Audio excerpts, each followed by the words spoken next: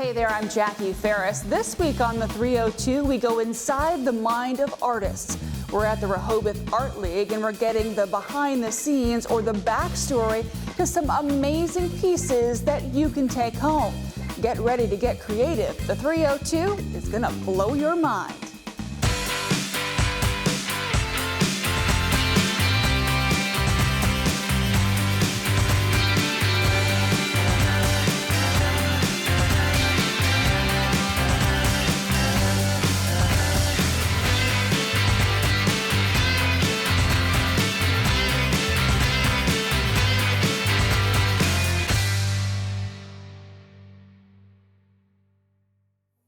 Someone once said the greatest art is the art you have yet to discover.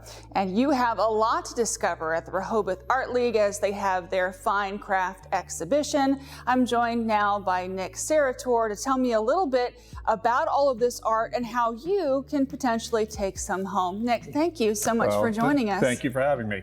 Now, you guys do this every year, is that right? We do. This is the 49th annual Members Fine Craft Exhibition. So it's a long-standing tradition for the Rehoboth Art League. Followed by the Members Fine Art Exhibition, which is going to be 83 years old. But the 49th annual exhibition here is one of the, you have a lot of exhibitions throughout the year, but this one here seems to be the most joyous because people can hands-on touch it, they can see it, there's functional artwork, and the thing, it encompasses fiber, wood, metal, glass, ceramics, anything from the artist's imagination. And the beauty of it is, we have a lot of repeat artists and you can see how they're growing each year when they enter the show. But it's a fun show. It's just such a creative exhibition. And we always welcome the public to come in here. If you see something you like, then you can buy it and take it. But the beauty is also, it's a jury, not a jury show, but we do have an awards judge. And there's a handful that we give out for the artists each year. So again, it's a crowd pleaser. Now, how did COVID impact the show? Well, COVID impacted everything in the arts, and a lot of things had to go virtual. We did have the craft show, but we weren't allowing people in for an opening reception. What we did was we only allowed so many people in at a time. If they wanted to call ahead, they can come in. But with anything, it didn't have the joy to be. It just didn't have the momentum of being here firsthand. So it was very paramount to have this show come back. But again, we struggled through COVID. The artists did well. We didn't have a lot of artists participate because they did not want to go out of the house. So that had an impact on the amount of work that we had gotten in, that we received. So this year just kind of, it was busting at the seams with creativity. Absolutely. It's a lot of work. Both of the main galleries are filled with all this wonderful artwork, this fine art. The craft is it's great. And again, they really came out in full force for participating in the show. One of the things, whenever the crew and I walked through the doors, the first thing that caught our eye was the bench. Tell us a little bit about the bench. It is gorgeous. I love everything here is great, but Celeste Kelly is the artist. She's from Wilmington. There's a lot going on in her work, and it's bright, it's colorful, it's for outdoor use. Like even her garden stakes there, you just put them in the garden. The bench is phenomenal. Yes, you can sit on it, but we do have signs that say please don't touch, because we have a lot of people come through here and they're all going to want to sit on it. But anyway, the bench is a beautiful piece, and her work just brings a smile to your face. And actually, when it's outside, when the sunlight hits all that mosaic work, the thing just explodes in color. Very creative piece, and you're not going to see anything like that anywhere else. Absolutely not. Now, we're looking at the far wall over here, and there's another piece in glass, just gorgeous fish going through a wreath. Talk to me about this artist here. Again, the same amount of work. That is Grant Massey, good friend of mine. His work is phenomenal. He's very creative, not only in glass, but also in woodworking. And he's just, the sheer amount of work that took him to put that together. He installed it, and that thing took at least around 2.5 hours for him to install. Everything's created by him, all the metal work and the rod that is hanging on is one piece, but all the glass that hangs behind it, each piece was numbered and mapped out, and it goes in kind of like a puzzle that it all fits together. It's quite a work of art, and again, that's something when sunlight hits it or any kind of lighting, it just explodes, and it's just a wonderful piece to look at. Now, I know that there are a number of textiles in the show. Some are really vibrant and colorful, and others have a lot of meaning. They do. We have a wonderful quilt by Jane Stokes. It's kind of a commemorative quilt. It speaks what's been happening in our country in the past few years, the deaths of people from police and victims of crime. And it's kind of like a memorial quilt to it. It kind of really opens your eyes to really look at a piece of fabric and see this, compared to the decorative quilts that we have hanging on the wall that are large and they're bright and they're colorful. And you too can get a meaning out of that, but some of them speak volumes. They actually are, as soon as you look at it, it grabs you. And that's what that one particular quilt does. But again, it's the amount of work that all these quilts contain. If you look at it, the sheer hours that it takes to produce something like this is quite phenomenal. For the assembly in itself, but Absolutely. I know that a lot of the artists, especially when you're talking about a piece like that, there's a lot of research and there's a lot of feeling, a lot of symbolism that goes into a lot of the art that maybe isn't as, obvious as, the quilt with all of the names of people who were killed by police officers, but, in other ways. In other ways as well, and that's the one thing that people probably don't realize. When you look at that mosaic bench, or when you look at the fish, or when you look at the quilt, or right down to a piece of pottery, a lot of thought went into it. There's, just like an artist who paints, there's a meaning to it. And we just see these things as objects, but there is more to it. The artist puts themselves into it. Where are they coming from? Why do they do the certain things that they do? Why is one person working in ceramic making animals, and why is someone working in glass? And the amount of work that goes into it, I don't think people appreciate that. I think it's more than just an object. It reflects something of the artists themselves and something on you because you were attracted to it. So that's where the two combine. That's what the artists did their job. They got your attention. Absolutely, and that's what art does. It sparks Absolutely. the imagination. That's right, it causes chaos. There you go. Yep. But we're going to talk a little bit more about some of the pieces in the exhibition when we return.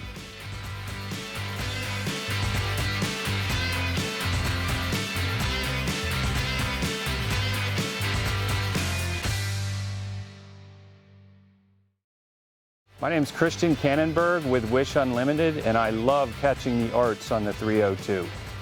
Welcome back. We're at the Rehoboth Art League and we're talking about their fine craft exhibition. We're joined by Nick. Now, you had shown us the piece that won first place. Yes. And it really is breathtaking when you find out, especially what it's made of. Yes, it's called Rear Window Seat with Magritte by Robert Bruce Weston. It's marquetry work. It's all inlaid veneer. And Bob's work is just phenomenal. He did win an emerging fellowship from the Delaware Division of the Arts, actually probably established. And his work, the judge looked at it and she was just blown away by it. He is able to paint a story in wood. Right. Okay, which is kind of difficult to do because we all think about paintings, we're watercolor, acrylic, oil, a painting's a painting. But this here, what he does, his work is composed with different pieces. Everything's absolutely spot on creative out of his own mind. The sheer amount of time that it takes to lay the wood down, you're sanding it, you're staining it. The product, the outcome is just a work of art. So the judge has seen that. It was different from, everything's different in here, but it was unusual to see it because we don't see marquetry work that often. So kudos to Bob. It was a job well done. And again, you have to come see his work to really appreciate it. Absolutely. Because it looks like a painting, but it's that inlay and it is the inlay, and again, it's his perspective. Everything about it just comes together. Like you feel like you're in the room. And again, we get that feeling when we see an oil painting or a still life or an interior shot or outside with any kind of other medium, but to capture that in wood was quite remarkable. Absolutely. Yeah. Now there is a series of paintings with a technique called bargello. Bargello, absolutely. Bargello is a pattern, a quilt pattern, and it composed of many small squares that forms like a zigzag pattern. There are a lot of pieces to it. So this particular artist, she did it using cut paper. And it has this beautiful, like Carol Lehman, she has this beautiful bargello pattern going through it. And the nice thing about it is interesting, she puts an encaustic on top, which is wax. So when you look at it, it looks like fabric. You get up close to it, but it's paper, and you can see like the different designs of the paper that she incorporated into these patterns. And even though one stands out by itself, they look great as a whole grouping. You know, your eye just goes from picture to picture. There's 5 of them, and again, her work is very intricate, and it took some time to create those patterns, especially when it comes to Bargello. Now you have a number of entries in ceramics, pottery, things like that, and you have another award winner, a woman from Pennsylvania. Yes, Marty Geiger-Ho. She's a ceramicist. She's also a teacher of ceramics. Marty's work is the clay that she uses is usually from riverbanks, places that she's been. So it has her work is very unusual, it has a very organic quality to it. It's usually wheel thrown, but what she does on the exterior using other elements that complement each other. Again, there's an organic feel to it. There are unusual pieces. When you hold it, there's like a smoothness to it that they're not glazed like a lot of pottery is, where it's that real shiny look. It's kind of raw, and that's what really caught the judge's eye. And the use of her shapes, they're just different from the rest. So again, it's an unusual piece that had won. And again, her work is very consistent with her philosophy on how ceramics and pottery should be done. And again, it goes back to what we talked about earlier. It's more than just creating the object. There's more that goes into it. And it's very evident in her piece. Absolutely. Now, one thing that kind of makes you chuckle are the ceramics with the giraffes. Yes, John Cooley's work is it just makes you smile. He is a prolific ceramicist. It's all sculpture, and it just has a cartoon, Disney-esque feel to it.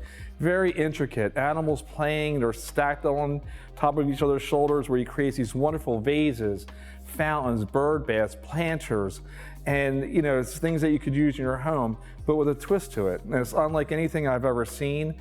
He's a real crowd pleaser at the shows. He does very well.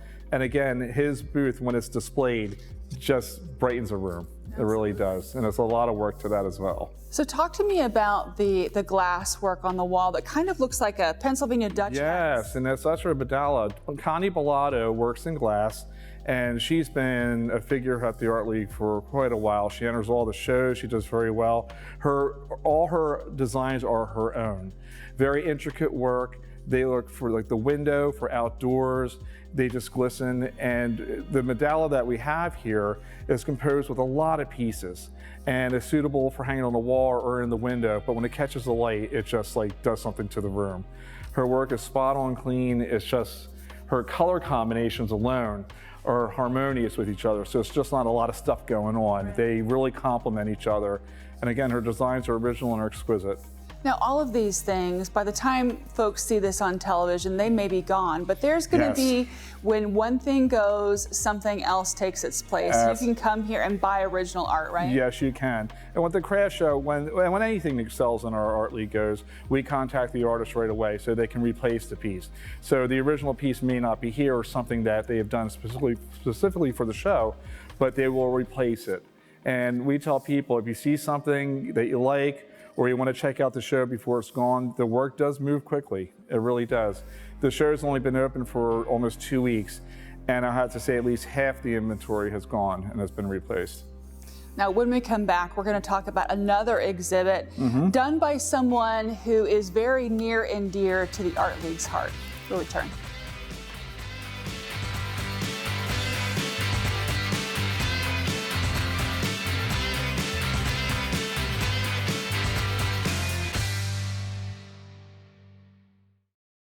Hi, this is Heather Campbell-Coyle, Curator of American Art at the Delaware Art Museum. Check out the 302 to learn all about what's happening in arts and culture in Delaware.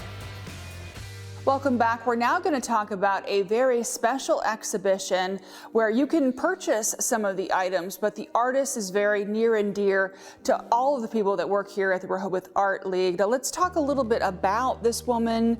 Amy is her name? Amy Sloan. Amy Sloan is very near and dear to the Art League. Her aunt was one of the founding members of the Rehoboth Art League. In fact, Amy was here in 1938 as a young child during its the inauguration of it. Amy has been a lifelong member. She was very heavily involved with the Art League through the years as a member, but also as a student. One of her claims to fame is she was a ceramicist, but she was also had an interest in anthropology. And during the 1960s, she decided she had this idea to incorporate her love of ceramics into this anthropology by creating what we call now The Faces of Many Nations, which was a book that was put out by her. What she did was she researched different cultures. She used magazine pictures from National Geographic or anything she could get her hands on. And what she did was research it, and she made these masks of different nations, of the people, involving from Asian to Native American to Peruvian to Aborigine to Mexican.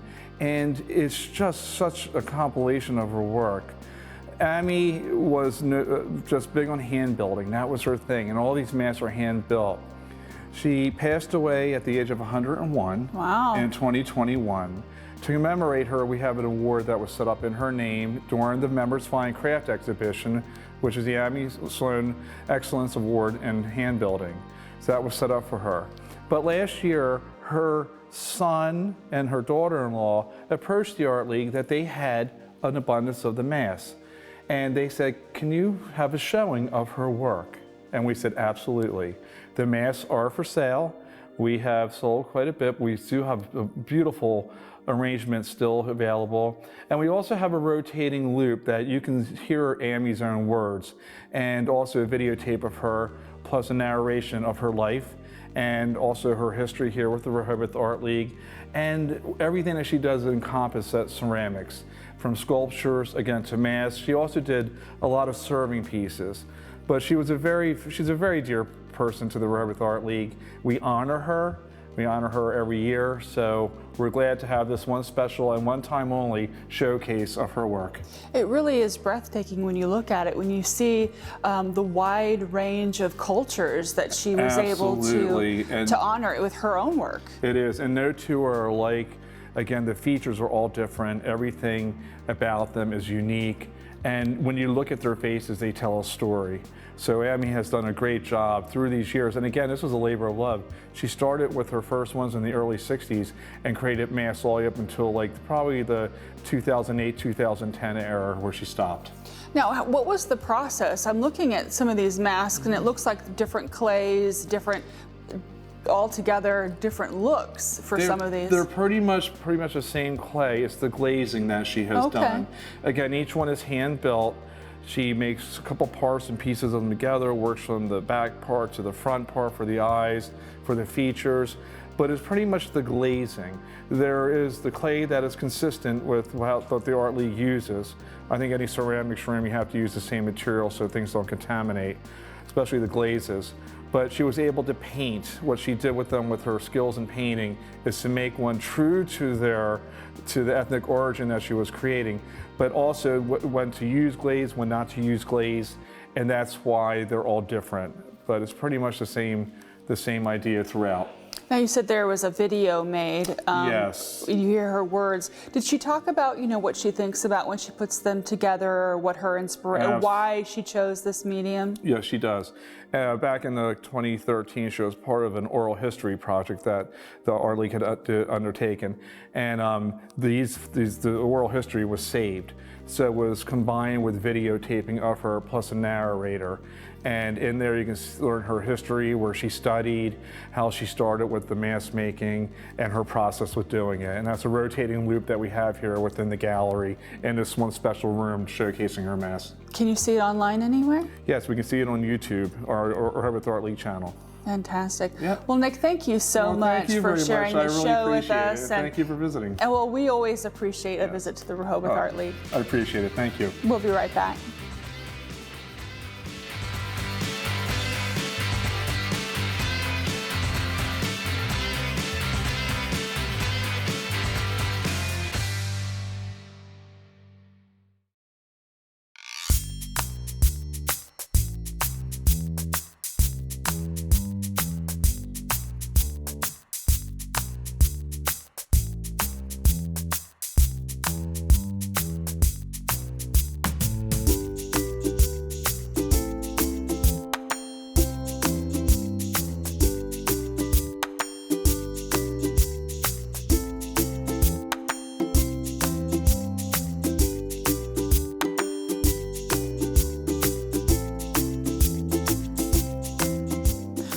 information on how you can collect some originals of your own, you can visit RehobothArtLeague.org. That'll do it for this week's episode of the 302. We're going to leave you with some of the beauty around the Art League. Until next time, I'm Jackie Ferris. Tell them you saw it on the 302.